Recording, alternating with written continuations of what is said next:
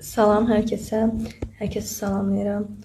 Mən bugün Azərbaycan haqqında danışacağım, yəni qanunverici vətəndaşlıq haqqında danışacağım sizlərə.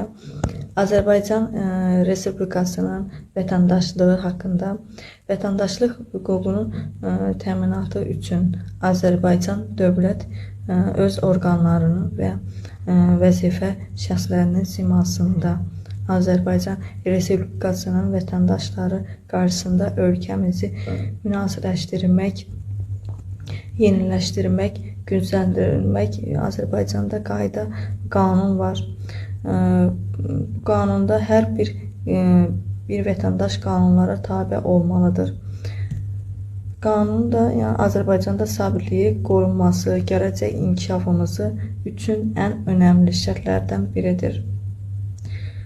İnşallah başqa qanunlardan da danışarıq. Yəni bu qədər videomuzda, gələn videolarda görüşərik. Salam, mən Həsənzadə Xədicə. Bu gün sizə vətəndaşlıq cəmiyyəti haqqında qısa məlumat verəcəm.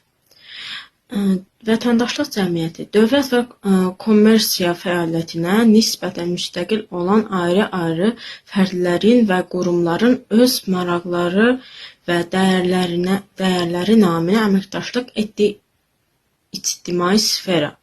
Vətəndaşlıq cəmiyyətinin struktur elementlərinin cəmiyyətin sferasına görə aşağıdakılar kimi təsnif etmək olar. İqtisadi sferada vətəndaş cəmiyyəti struktur elementlərini vətəndaşların yaratdıqları qeyri-dövlət müəssisələri, kooperativlər, icarə kollektivləri, birlikdə həyatları, kooperativlər və vətəndaşların birgə könüllü birlikləri təşkil edir.